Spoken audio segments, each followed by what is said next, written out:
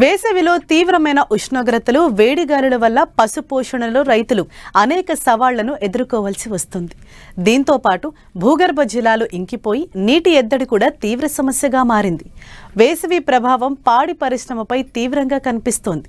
తగిన ముందు జాగ్రత్తలు తీసుకుంటే పాడి పశువుల నిర్వహణ అంత కష్టమేమీ కాదంటున్నారు వెంకటరామనగూడెం గేదెల పరిశోధనా స్థానం ప్రధాన శాస్త్రవేత్త డాక్టర్ కె ఆనందరావు.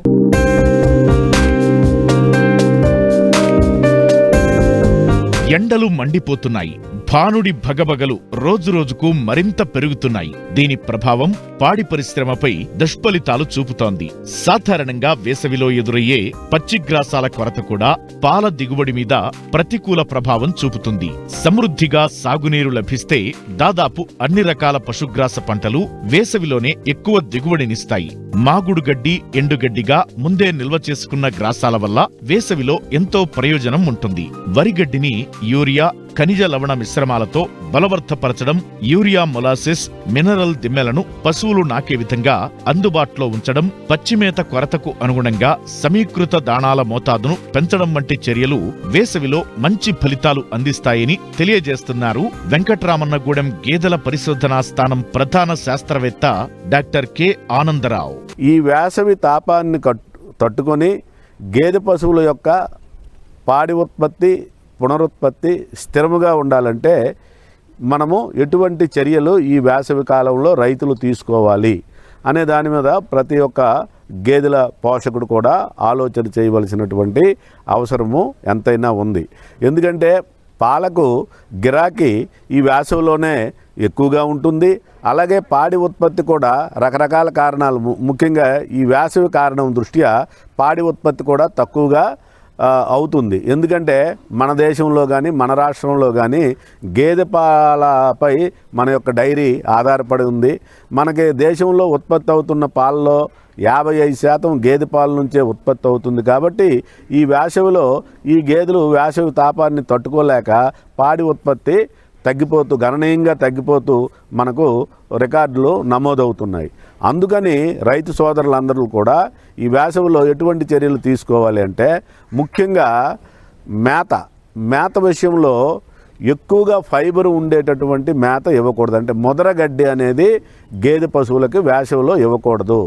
లేతగడ్డి, పచ్చటి లేతగడ్డి ఇవ్వాలి. ఇది 1వ సూచన.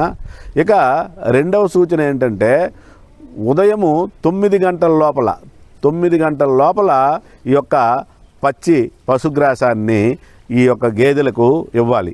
9 గంటల తర్వాత వేడి పెరుగుతుంది. వేడి ఎప్పుడైతే పెరుగుతుందో ఆ వేడి తాపానికి తట్టుకోలేక ఈ యొక్క గేదె పశువులు మేతను తగ్గిస్తాయి. అంటే ఫీడ్ ఇంటేక్ అనేది గణనీయంగా తగ్గిపోతుంది. అదేవిధంగా సాయంత్రం 4:30-5 తర్వాత మళ్ళీ ఉష్ణోగ్రతలు తగ్గుముఖం పడతాయి కాబట్టి వేడి తగ్గుతుంది. కాబట్టి మళ్ళీ ఆ తర్వాత మనము ఈ యొక్క లేత పశుగ్రాసాన్ని గేదె పశువులకు ఇవ్వాలి. ఇక 2వ విషయం ఏంటంటే దాన. అంటే ఈ యొక్క వేసవిలో ఫైబర్ ఉన్నటువంటి మేత తగ్గించి ఎనర్జీ ఎక్కువగా ఉన్నటువంటి మేతను మనం ఎక్కువగా ఇచ్చినట్లయితే ఈ వేసవి తాపాన్ని తట్టుకుంటాయి. అందుకు గ్రెయిన్ డైట్ అంటే ఈ యొక్క కాన్సన్ట్రేట్ ఫీడ్ని ఎక్కువగా ఇవ్వాలి. ముఖ్యంగా ప్రోటీన్ కలిగినటువంటి మాంసకృతులు కలిగినటువంటి దానాన్ని ఇవ్వాలి. ఇది కూడా ఈ మాంసకృతులు బైపాస్ ప్రోటీన్స్ ఇచ్చినట్లయితే చాలా మంచిది. ఇక 3వది, ముఖ్యంగా మేతకి పంపించినప్పుడు ఉదయాన్నే 6 గంటల నుంచి 9 గంటల వరకు వీటిని ఆరుబయట పచ్చిక బయలులో మేపించాలి.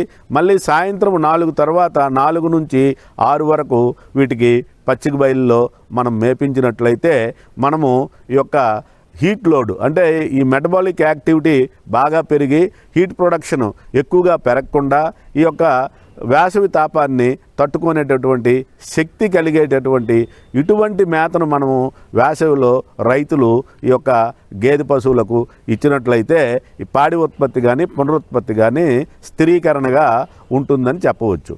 తర్వాత చల్లని నీరు, ముఖ్యంగా చల్లని నీరు రోజుకి కనీసము ఒక 80 నుంచి 90 లీటర్ల నీటిని మనం ఇవి తాగే విధంగా అందుబాటులో ఉంచాలి. ఎందుకంటే వీటికి దాహము వేడి తట్టుకోలేక దాహం వేస్తుంది కాబట్టి ఆ దాహం వేసిన వెంటనే చల్లని నీరు కానీ మనము అందించినట్లయితే ఆ నీరు తాగటం వలన ఇవి కొంతవరకు వేసవి తాపాన్ని తట్టుకుంటాయి. ఇది కాకుండా మరి ఈ యొక్క లేత పశుగ్రాసము ఎలా అందివ్వాలి? ముఖ్యంగా మనకి వేసవిలో వర్షాలు ఉండవు, నీటి సదుపాయం కూడా ఉండదు, లేత పశుగ్రాసము లభించదు. కాబట్టి వీలున్నంత వరకు ఈ పశుగ్రాస చెట్లను అవిస సుబాబుల్ వంటి చెట్లను పెంచుకొని వాటి రెమ్మలను వరిగడ్డిని యూరియాతో సుపోషకం చేసి ఆ వరిగడ్డి ఈ లేత రెమ్మలు కొంతవరకు ఇచ్చినట్లయితే మనము ఈ యొక్క పచ్చిమేత బదులు వాటిని ఆల్టర్నేట్గా మనము ఇవ్వవలసి ఉండును.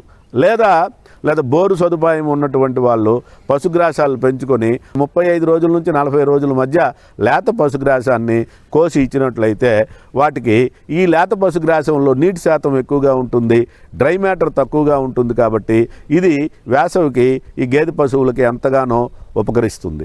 గేదెలు నలుపు రంగులో ఉండటం వల్ల ఎక్కువగా ఉష్ణతాపానికి గురవుతుంటాయి. ముందు వేసవిలో అనారోగ్యం బారిన పడకుండా అవి వడదెబ్బకు గురికాకుండా ప్రత్యేక జాగ్రత్తలు తీసుకోవాలి. ముఖ్యంగా జీవాల వసతి విషయంలో చాలా జాగ్రత్తలు పాటించాలి. గాలి వెలుతురు వచ్చే విధంగా షెడ్లను నిర్మించుకోవాలి. అంతేకాకుండా షెడ్ల చుట్టూ గోనె సంచులను కట్టి నీటితో తడపడం వల్ల వడగాలులను కొంతవరకు నిరోధించవచ్చని వివరాలు తెలియజేస్తున్నారు శాస్త్రవేత్త. వేసవిలో ఈ వేడి తాపానికి తట్టుకోవడానికి ముఖ్యంగా నీడను అందించే చెట్లు షెడ్ల చుట్టూ కూడా కమర్షియల్ డైరీ చేపట్టినటువంటి వాళ్ళు, డైరీ ఫామ్ నిర్వహించేటటువంటి వాళ్ళు, వీళ్ళందరూ కూడా వాళ్ళ యొక్క షెడ్ల చుట్టూ కూడా మంచి నీడనిచ్చేటటువంటి చెట్లు కానీ పెంచుకున్నట్లయితే ఈ యొక్క నీడ ఫలితముగా ఈ వేడి తాపాన్ని తగ్గించుకోవచ్చు. లేదా 1-2 ఉన్నటువంటి రైతులు వారి యొక్క పశువులను ముఖ్యంగా ఈ యొక్క ఏదైనా సరే వాళ్ళ ఇంటి పెరట ఉన్నటువంటి మామిడి చెట్టు కింద కానీ, వేప చెట్టు కింద కానీ, చింత చెట్టు కింద కానీ కట్టుకుంటే వేసవి అంత కూడా ఇది చాలా చల్లగా ఉండి ఇది ఎంతో ఉపకరిస్తుంది. ఈ విధంగా నీడను ఏర్పాటు చేయాలి. ఇక రెండవ అంశము దీనిలో ముఖ్యంగా ప్రధానమైనటువంటిది వేసవిలో ఈ యొక్క గేదె పశువులపై వాటర్ స్ప్రింక్లింగ్ చేస్తుండాలి. చల్లని నీరు స్ప్రింక్లింగ్ చేస్తుండాలి షెడ్లలో. చేయటం వలన ఏంటంటే ఇవి వేసవి తాపానికి తట్టుకోగలవు. స్ప్రింక్లర్స్ కంటే ఫాగర్స్ని షెడ్లో వేసుకోవాలి. అయితే దీనివలన వాతావరణంలో హ్యూమిడిటీ, గాలిలో తేమ ఎక్కువ అవుతుంది. ఆ తేమకు ఈ వేడి అబ్జర్వ్ అయితే మళ్ళీ షెడ్లలో వేడి పెరుగుతుంది. కాబట్టి ఇది నివారించడానికి ఫ్రీ ఎయిర్ సర్క్యులేషన్కి గాను ఆ షెడ్లలో ఫ్యాన్లు పెట్టుకోవాలి. ఇట్లా ఫ్యాన్స్ పెట్టుకొని మనము వేసవిలో వాటి కింద మనము ఈ యొక్క గేదెలను పెంచినట్లయితే ఈ వేసవి తాపాన్ని తట్టుకుంటాయి. అది కాక ఇంకొక అంశము ఏంటంటే ఫ్రీ సర్క్యులేషన్. షెడ్లలో ఫ్రీ సర్క్యులేషన్ ఉండాలి. ఎయిర్ మూమెంటు ఫ్రీగా సర్క్యులేట్ అయినట్టు ఉంటే ఈ యొక్క వేడి అనేది షెడ్లలో ఎక్కువ అవ్వకుండా గేదెలు ఆప్టిమమ్ టెంపరేచర్లో ఉండడానికి ఇష్టపడతాయి. కాబట్టి మనం అటువంటి ఆప్టిమమ్ టెంపరేచర్ ముఖ్యంగా మనము గేదె పశువులు -4 డిగ్రీల సెంటీగ్రేడు దగ్గర నుంచి 47 డిగ్రీల సెంటీగ్రేడు మధ్య ఈ గేదె పశువులు అనుకూలమైనటువంటి వాతావరణం. అదేవిధంగా వేసవిలో ముఖ్యంగా వీటికి వచ్చేటటువంటి వ్యాధులైతే పెద్దగా ఉండవు. అదేవిధంగా వేసవిలో మనము ముఖ్యంగా చూసుకున్నట్లయితే వీటికి మనము దానాలో ఈ ఖనిజ లవణాల పొడి 50 గ్రాములు, ప్రతి గేదెకి కూడా 100 గ్రాములు మినరల్ మిక్చర్ ఖనిజ లవణాల పొడి ఆ మేతలో ఇచ్చినట్టయితే వాటికి ఈ యొక్క సూక్ష్మ ధాతువుల యొక్క లోపాలు లేకుండా పాడి ఉత్పత్తి కానీ పునరుత్పత్తి కానీ చాలా బాగుంటుంది. ముఖ్యంగా మనము మేత విషయంలో కానీ వాటికి షెడ్లో నీడల విషయంలో కానీ వేసవి తాపాన్ని తట్టుకోవడానికి మనము అన్ని రకాలైనటువంటి ఏర్పాట్లు మన షెడ్లలో మనము స్ప్రింక్లర్స్ కానీ ఫాగర్స్ కానీ ఏర్పాటు చేసి నీడనిచ్చే చెట్లు పెంచి వాటిని జాగ్రత్తగా మేత పెట్టి మనం చర్యలు తీసుకున్నట్లయితే వేసవిలో పాడి ఉత్పత్తిని తగ్గకుండా చూడవచ్చు. అదేవిధంగా వచ్చే సీజన్కి పునరుత్పత్తి సమస్యలు లేకుండా మనము గేదె పశువులను కాపాడుకొనవచ్చును.